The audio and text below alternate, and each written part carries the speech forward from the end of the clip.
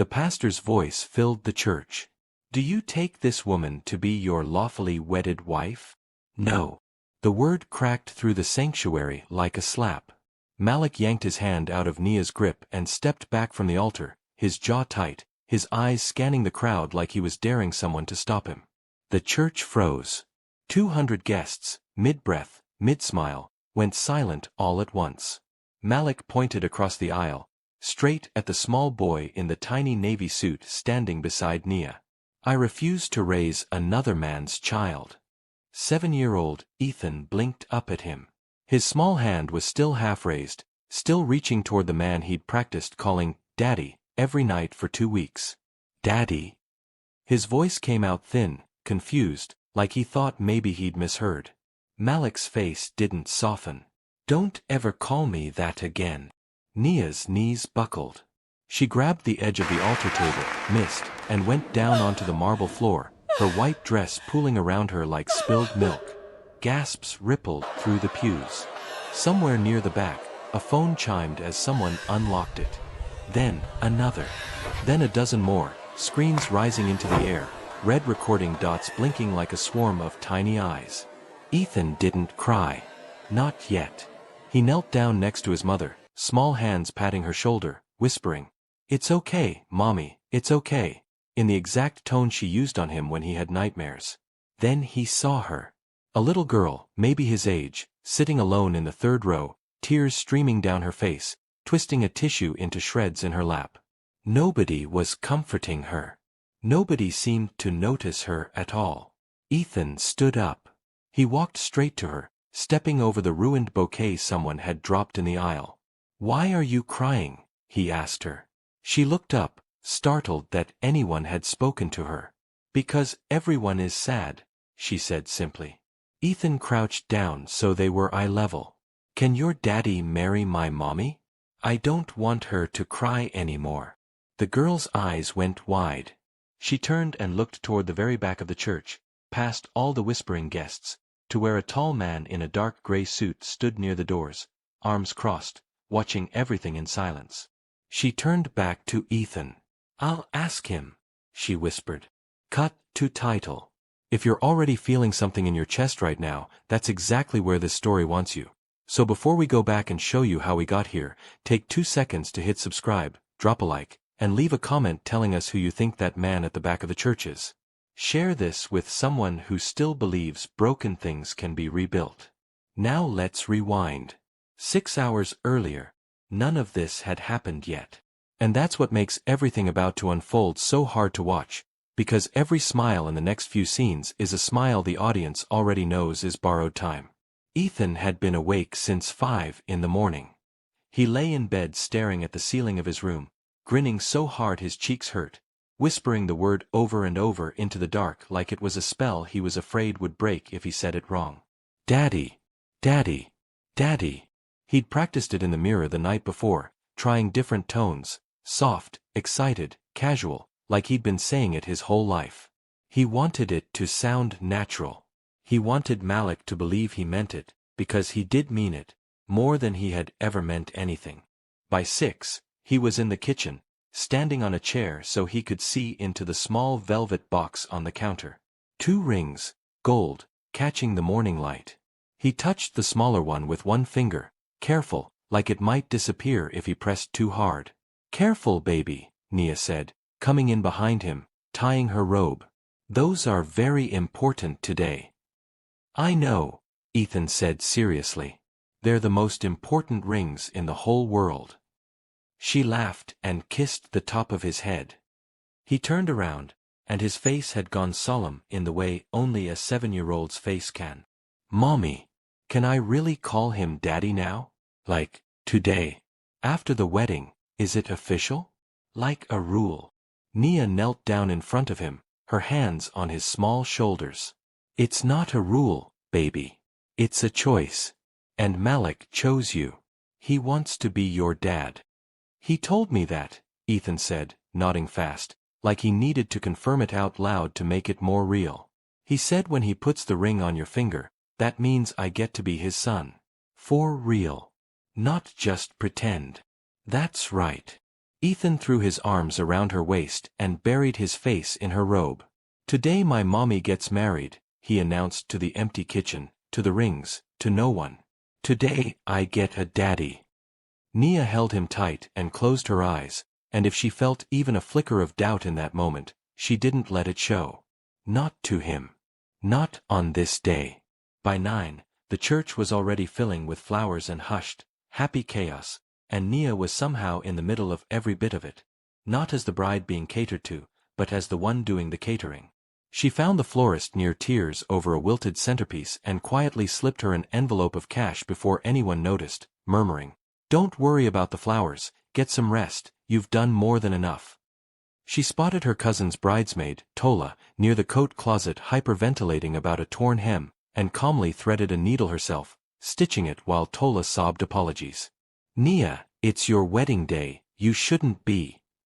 "It's fine," Nia said, biting the thread. "There. Nobody will even see it." In the back hallway, an elderly woman, someone's grandmother, nobody was quite sure whose, sat alone on a folding chair, looking overwhelmed by the noise. Nia noticed. She always noticed. She brought her a plate from the kitchen staff's own breakfast spread and sat with her for 5 full minutes, holding her hand, listening to a story about a wedding 50 years ago that nobody else had time to hear.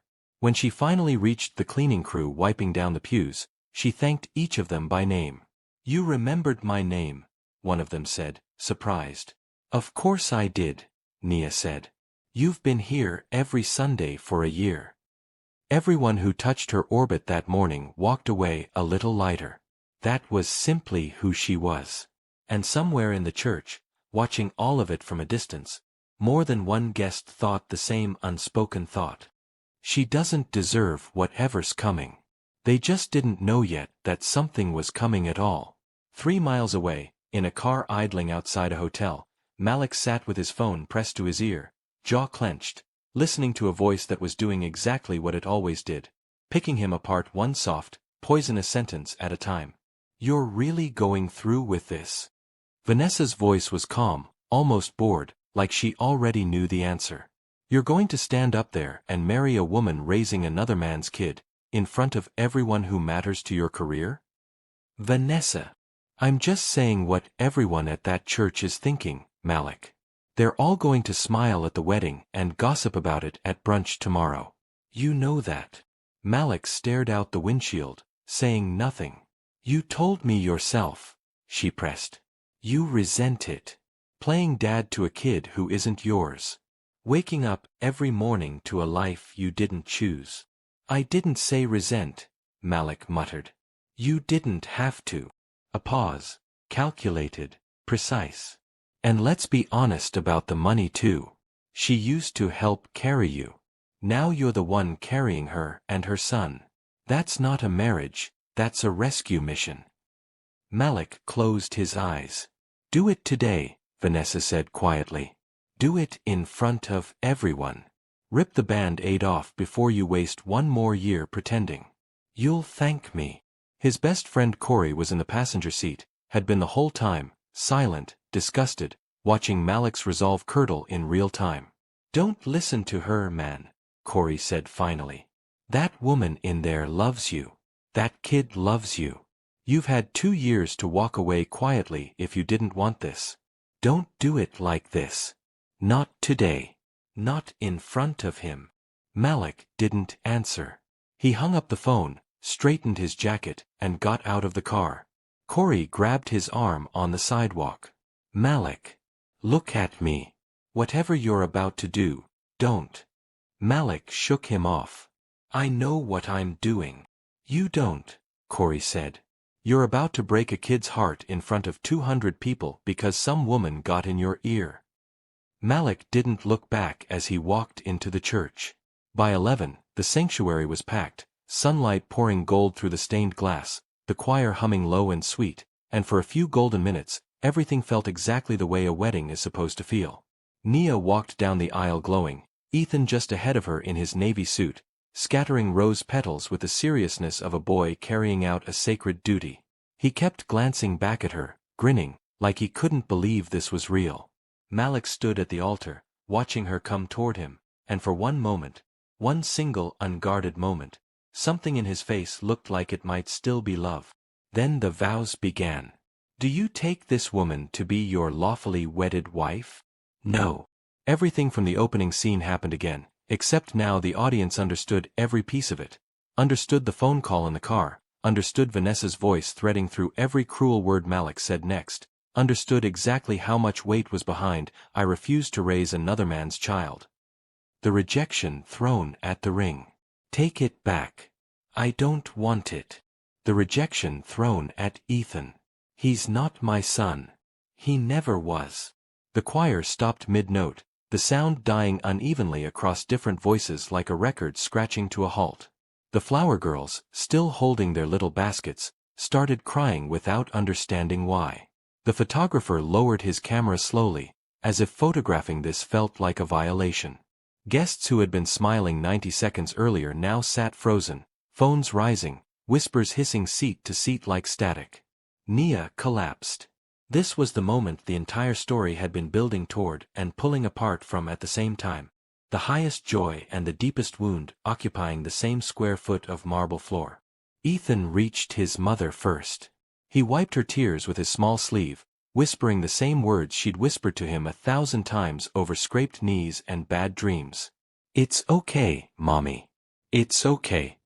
He picked up the ring Malik had thrown, turning it over in his fingers, and for a moment his small face crumpled like he might cry too. Then he saw the girl. Alone. Crying. Nobody comforting her. He walked to her without hesitation. Why are you crying? He asked again, because the audience had seen this line before, but this time they understood the boy asking it had just had his own heart broken in the same breath. Because everyone is sad, she said. Ethan knelt in front of her, ring still in his fist. Can your daddy marry my mommy? I don't want her to cry anymore. The church had gone dead silent, silent enough that his small voice carried to every corner. The girl's face changed, not confusion this time, but recognition, something old and tired moving behind her eyes for a child so young. My daddy is lonely too, she said softly. Nobody in the church noticed the man at the back who had heard every single word.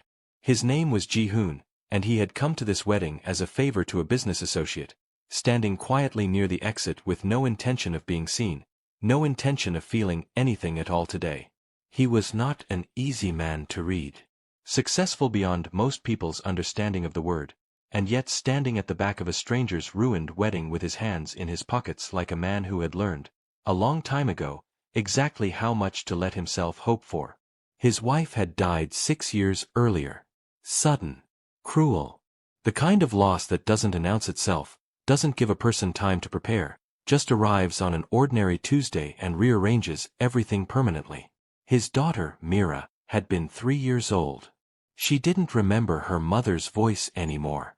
She only knew her from photographs and the stories Ji-hoon told her at bedtime, stories he was terrified of getting wrong, of accidentally erasing some small true detail and replacing it with something invented.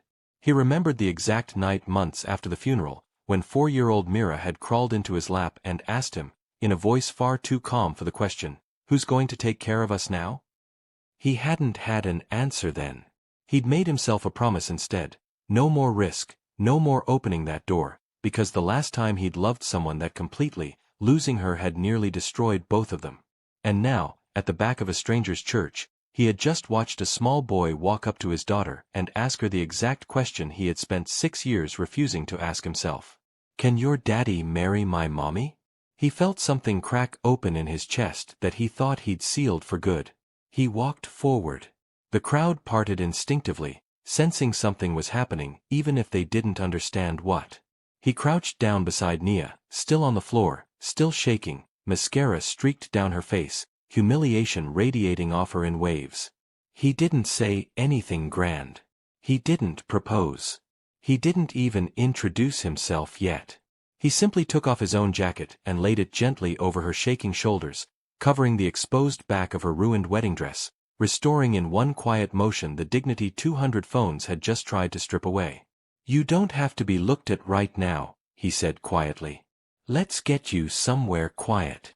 Nia looked up at him through tear-blurred eyes, a total stranger, and for the first time in 6 agonizing minutes, she felt like someone in the room actually saw her as a person instead of a spectacle.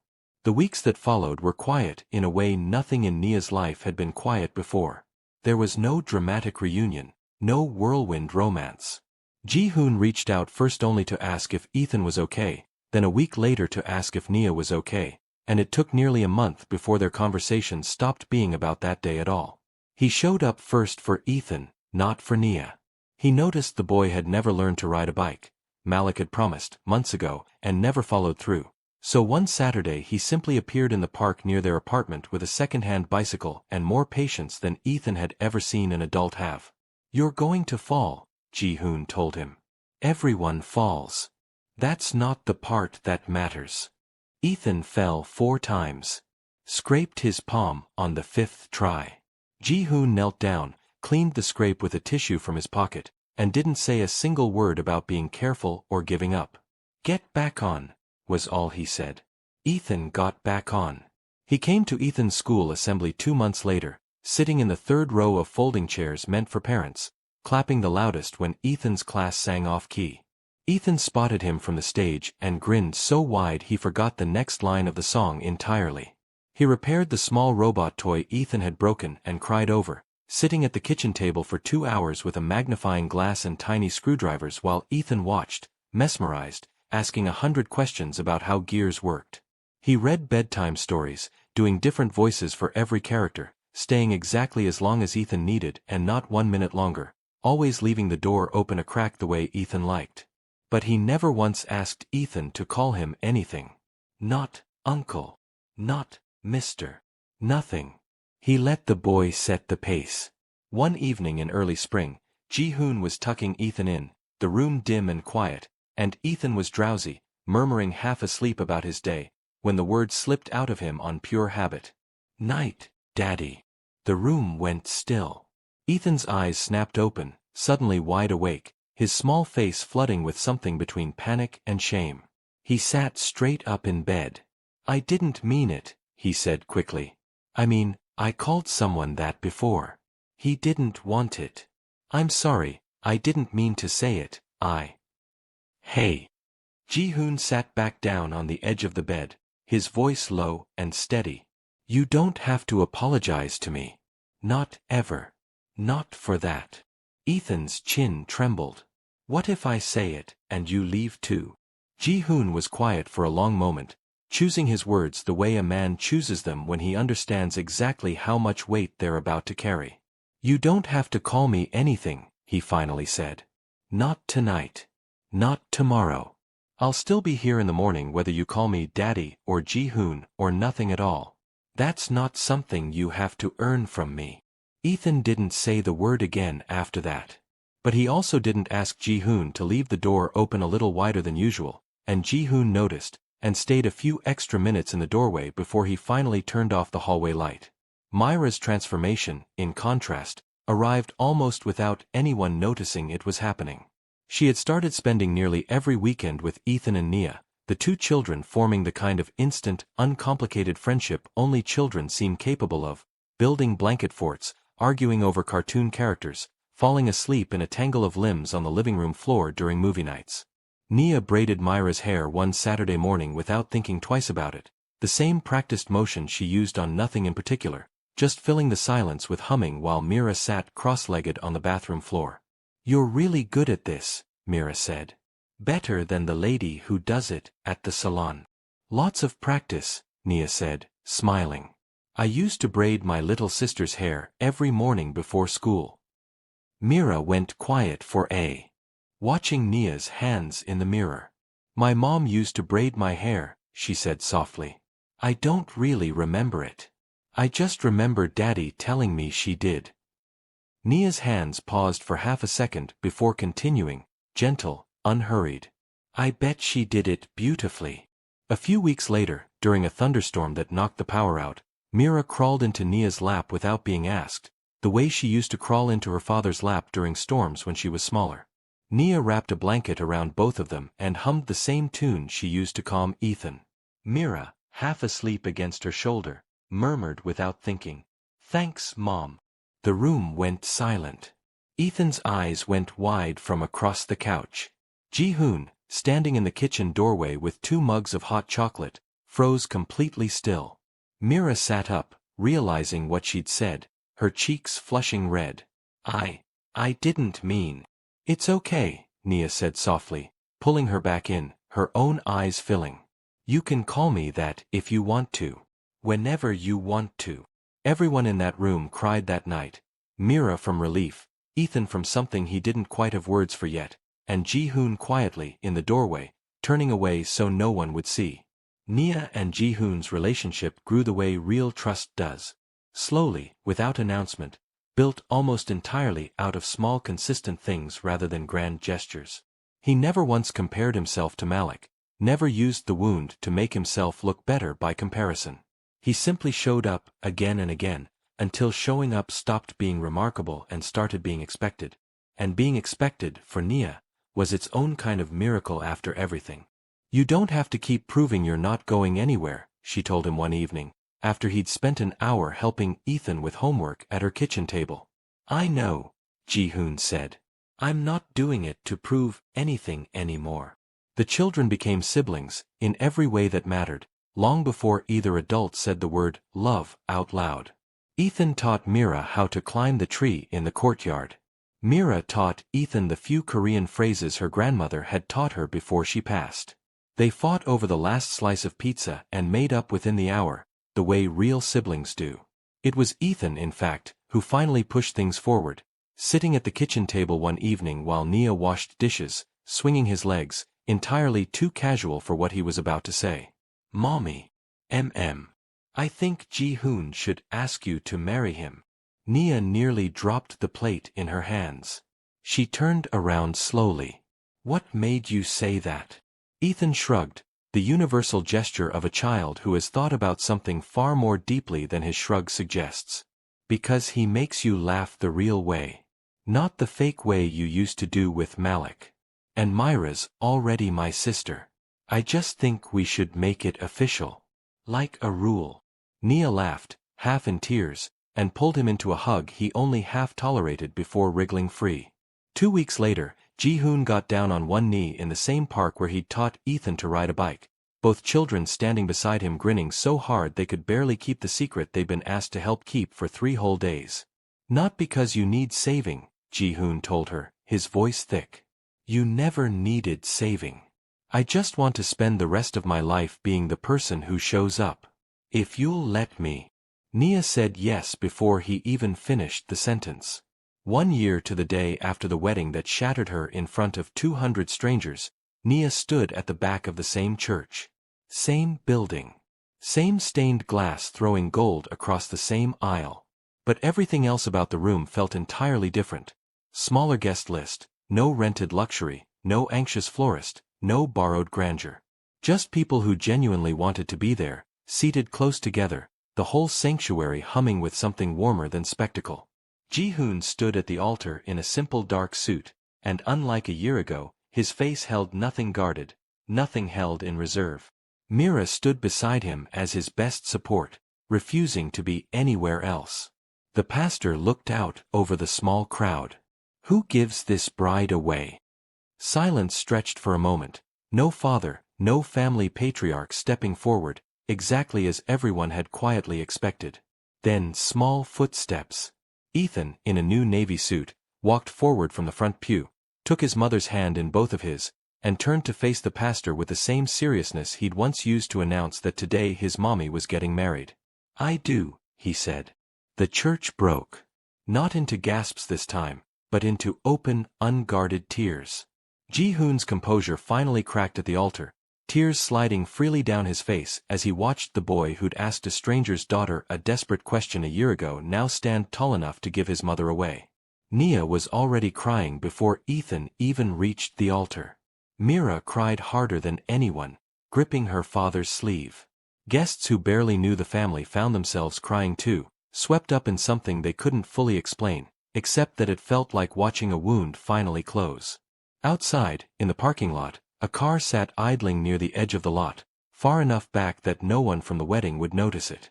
Malik watched through the windshield. Vanessa had left him 4 months after the wedding, once his reputation cratered and the career she'd claimed to be protecting collapsed along with it. Turned out she'd only ever loved the version of him that came with status attached. His business partners had quietly distanced themselves after the video of that day went viral, the humiliating footage circulating with captions that made him a punchline for weeks.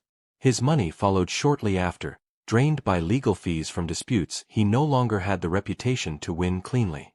None of that hurt as much as what he was watching now.